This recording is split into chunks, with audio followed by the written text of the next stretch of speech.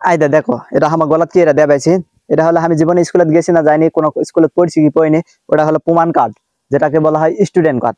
তো যাই হোক, এটা স্টুডেন্ট কার্ড কিনে আছে 2021-22 শিক্ষাবর্ষ, মানে আমি 2021 সালে ইন্টারমিডিয়েট পরীক্ষা দিয়েছি, বুঝতে পারছি।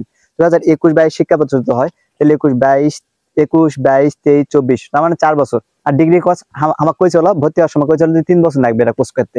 তো যাই হোক, 3 বছর না ওই তুমি ভর্তি হও না, অনার্সে ভর্তি হও না, ডিগ্রি ভর্তি হও না, যে তাড়াতাড়ি একটা বিয়ে সার্টিফিকেট পায়, তাহলে বিয়েটা করে নিবো আগে, তারপর পরে সফলতা পরে দেখা যাবে হয়নি।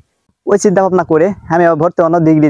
ডিগ্রি ভর্তি হয়ে দেওয়া হচ্ছে যে 2021 সালে ভর্তি হয়েছি, 21-22-23-24 সাল পর্যন্ত, আজকে মানে 4 বছর, মানে আমার কোর্স পার হয়ে 1 বছর পার হয়ে আছে। তবে আমি কেবল কোন ক্লাসে আছি, ফার্স্ট ইয়ার, এখন ফার্স্ট ইয়ার আছি।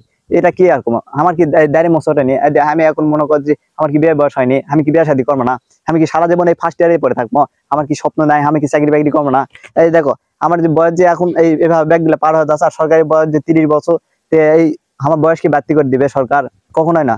এই যে বয়সগুলা যে আমার পার হয়ে যাচ্ছে, সরকারি বয়সগুলা, সরকারি বয়স মাত্র করছে 30 বছর, আমি তো মুক্তিযোদ্ধা নয় যে আমার 30-35 বছর 40 বছর পর্যন্ত দিবে। তা আমি তো সাধারণ কোটা।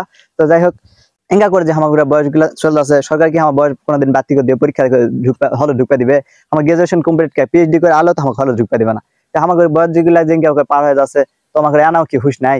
আমার মনে করি এক ক্লাসে তার কত বছর থাকবো, এক ক্লাসে যদি 5 বছর থাকতে হয়, তাহলে 3 বছর 3-5-15 বছর লাগবে আমার বিয়ে পাস করতে। তাহলে আমি বিয়ে শাদী কতদিন কর্ম, আর দাঁড়িয়ে মস্ত ব্যাগ টাকে যাবে, কতদিন আমাকে বিয়ে শাদী হবে? আর এখন তো মনে করি এখনকার বাপ মারা তো মনে সরকারি চাকরি ছাড়া বিয়ে দিবা চাচ্ছে না। তো কি করবো, তাই বলে কি আমার বিয়ে শাদী করবো না? কালকেও কলেজ গেছ না, তো যাই দেওয়া যে বিভিন্ন জন সলপল্লা মিছিল নেওয়া হচ্ছে, উমুকে পদত্যাগ, উমুক দাবি, উমুক তামিক, মানে এলা মেলা কিছু মিছিল নেওয়া হচ্ছে। তা আমারও একটা মিছিল করার আছে।